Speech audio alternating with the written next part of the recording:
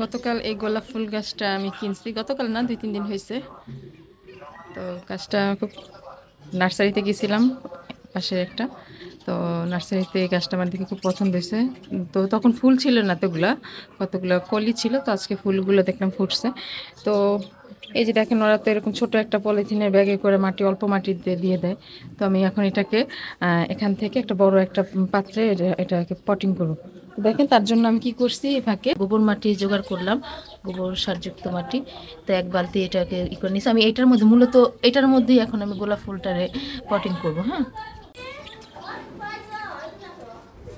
আর সেই সাথে এই ফুল গাছটা আমি নার্সারি থেকেই নিয়ে আসছিলাম। এটা হচ্ছে কসমস ফুল বলে এটাকে, কিন্তু দেখতে অনেকটা গাঁদা ফুলের মতো। ফুলটা অনেক সুন্দর। আর এই তো আমাদের পাখিগুলো দেখুন, ওরা বেশ ভালোই আছে। মাঝে বেশ ভালো শীত পড়ছিল। আচ্ছা, একটা জিনিস দেখায়, আমার পাখি কিন্তু ডিম পারছে। হ্যাঁ, এই যে দেখেন, ওই যে দেখতে পাচ্ছেন, 2টা ডিম পারছে, আরও পারবে। তো আমি ভাবতেছিলাম কি, আমি বারান্দায় খুব একটা বেশি পাখি রাখবো না এখন। আমি আস্তে আস্তে পাখি খুব কমায় ফেলতেছি, পাখি করতেছি না।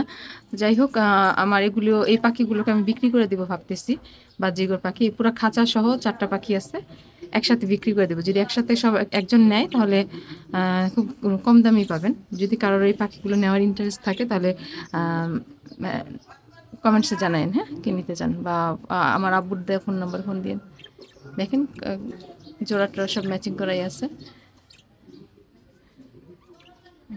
আমার গাছের গোলাপ, গোলাপ আর অনেকগুলো কলি আছে, এগুলো আগামীকালের মধ্যে ফুটতে যাবে। এই গাছটা আমাকে নার্সারি থেকে এটার দাম রাখছে মাত্র 150 টাকা। তো ঠকলাম না জিতলাম, জানাবেন বেশি হইলো না কম হইলো।